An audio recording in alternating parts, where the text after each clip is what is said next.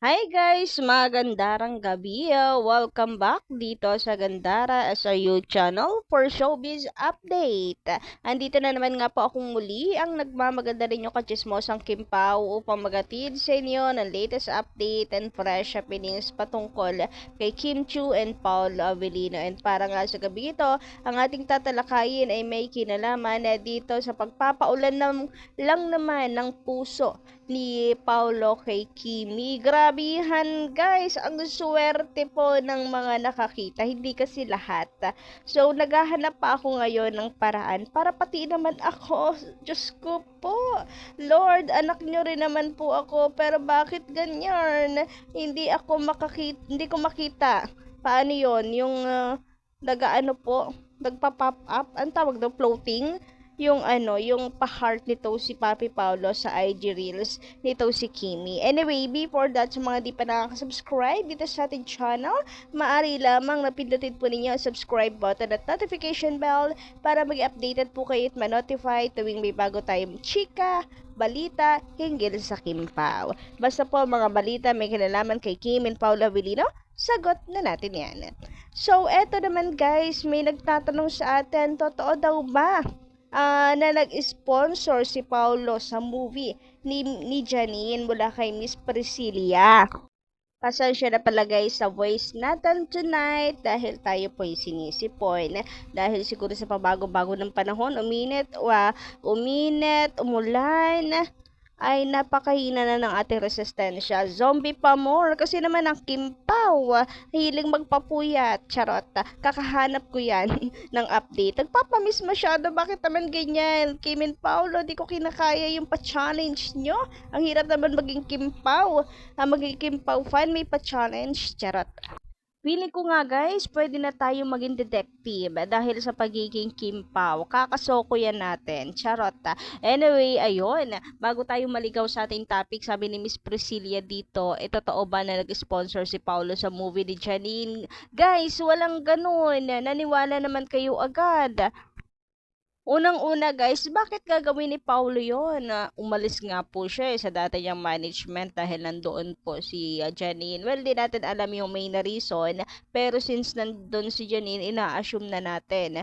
Hindi rin umattend doon sa awarding, tapos mag-sponsor guys.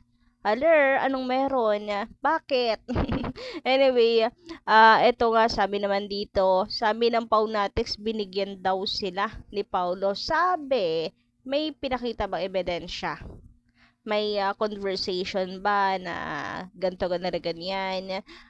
Kasi kung totoo yan, desperado ang mga yan para tayo po'y asarin, mananampal yan ang ebidensya. So, nasaan? Kung wala, edi ano lang, hearsay lang. Yun lang yung masasabi ko. Kasi 'di ba, hilig po ng mga yan mang-asar sa mga Kimpaw fans. So, lalapagan tayo niya ng ebidensya kung totoo.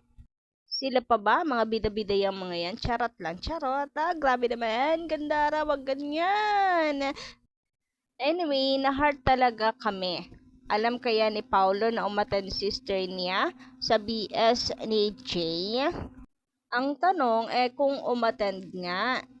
And sorry guys kung nasaktan kayo, pero ngayon pa lang sinasabi na po natin na hindi yon totoo based sa atin pong mga nasagap na chika mula sa mapagkakatiwalaang fandom ni Papi Paulo, etc. Anyway, sabi naman dito, natawa ako. Ang dali nyo naman madala ng hangin. Huy! Grabe ka naman. Grabe ka naman, ginawa mo naman silang mga stick. Ginawang pat-pat pag hinangin ay dala agad. Pero kidding aside, ay totoo naman sinabi nitong si Black Charm. Totoo naman, ang bilis nyo naman madala. Black nga yan kay Papi Paulo kasi based sa nasagap nating chika sa ating pagmamarites, funded nga raw po nung dati niyang management, etc. Ganyan. Hindi ko na nga alam binabalita kasi na-stress din ako. Ayaw ko nang ipasa sa inyo. Kaya move on na po tayo. Kagaya ng sabi nito si Miss Maril Ocampo.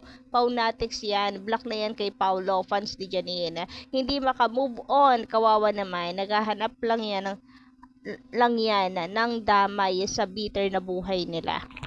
Kaya guys, kayo, kung ayaw niyo pong madamay sa bitterness, sa stress, etc., ay i-turn off po ninyo ang Bluetooth at share it nyo. Charot. Samantala, so eto nga, ang sabi ni Kimi, sa tanong ni Kuya Jong, kung sino ang pipiliin niya, mahal ko o mahal ako, ang dapat daw, sabi ni Kimi, yung mahal ako. Kasi ang hirap naman mag-beg ng love. So as a girl, valid naman. Kaya naman kasi nating isukli yun, hindi ba? Pero ano, sa pinagdaanan nga nitong si Kimi, dapat lang na yung mas mahal siya para hindi na siya masaktan uli. Kasi si Kimi naman ay matino. Hindi yan na gagawa ng kahit ano ikasasakit ng kanyang behalf pa. So, deserve ni Kimi. Siguro, long last, siya yung sobra lang na nagmamahal. Kaya parang nabugbog na yung puso niya. Ang sakit-sakit na. Mas maigi nga yung mas mahal siya. Kasi sure naman na kaya niyang ibalik iyon. And speaking of pagmamahal, so eto guys, binomba na nga ni Papi Paulo ng puso ang mga IG reels ni Kimi. Grabehan talaga. Uy, grabe magmahal na isang Paulo Avellino. Ayan, in love na in love. Number one fan, kung meron talagang number one fan ni Kimi guys, hindi tayo yon. Ang isang Paulo Avellino, number one din sa puso niya. Ganon! Anyway, ayun, nakakatuwa lang guys at nakakainggit at the same time para sa mga taong nakikita itong pa-floating hearts ni Papi Paulo sa lahat ng post ni Kimi. Nako, hanggang ngayon, naghanap pa rin ako ng way. Tutorial naman guys, nahuhuli ako sa uso. Ano ba yan? So, ayan gandang-ganda ni Kimi dito. Pinasuhan ni Paolo, guys. Grabe yan. Ang dami, pinakyaw ni Paolo yung reels. Hindi naman halata na stalker ang peg. Charot. Updated sa lahat ng mga post ni Kimi. And gusto niya lahat ng mga post ni Kimi. Grabihan si Papi Paolo na paghahalataan. Ayaw mahuhuli sa mga post ni Chinita Princess. Number one fan ang peg. Ano kaya reaction ni Kimi pag nakikita niyang Paula Avellino heart your post? Pasimple kayang kinikilig si Kimi or may pagtili at kilig pa sa kanyang kwarto? Charot lang naman. Yung utak ko na naman guys lumilipad. Pakisalubong na lang dyan guys at baka bigla niyang hindi na makabalik at tuluyan na tayong mabaliw. Charot lang, charot. So, nakakatawa lang kasi talaga. Grabe yung nagpapamiss si Kim Chiu and Paulo Avellino pero may paganito. Ay, bawing-bawi, guys. Solve yung pangungulila ko ng ilang linggo sa Kimpaw guys. Anyway, kayo guys, ano inyong masisay patungkol dito? Pa-comment ka lang po dyan sa baba. And don't forget to click the subscribe button and notification bell para po sa iba pang mga balita. Maraming salamat.